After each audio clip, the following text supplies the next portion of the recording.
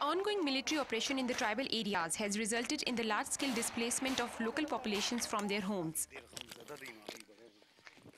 Out of a total 1.3 million, 125,000 people are in camps. Rest of them are staying with their relatives. This displacement has created a massive humanitarian crisis in the region. Those uprooted by the war on terror have suffered the loss of their homes and livelihoods, and now they face an uncertain future. A lack of financial assistance and inadequate support for basic human rights has been a severe setback to these people. Unhcr demanded $537 million, but they received only $106 million that are not sufficient.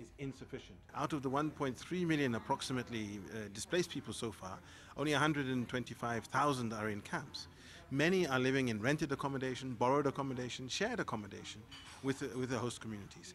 But this is very difficult to sustain. A lack of resources and aid has forced the United Nations to end many of their projects. Last year they received 40% for funding, but this year they only got a pitiful 20% of the total. We are running short of funds. Some of the projects or programs, perhaps you heard it, are also already closed or have to be cut down. That's why we need more attention. The fate of these people is becoming a major issue, and assistance does not seem to forthcoming. Obviously, it's going to be harder for people to be displaced. It's going to be taking a real heavy toll, especially on IDPs living in the host communities.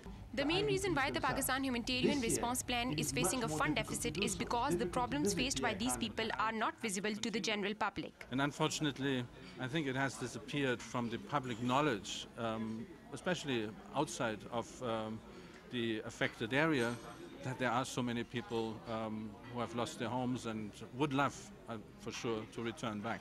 It is high time that the problems faced by families who have sacrificed so much are highlighted and dealt with.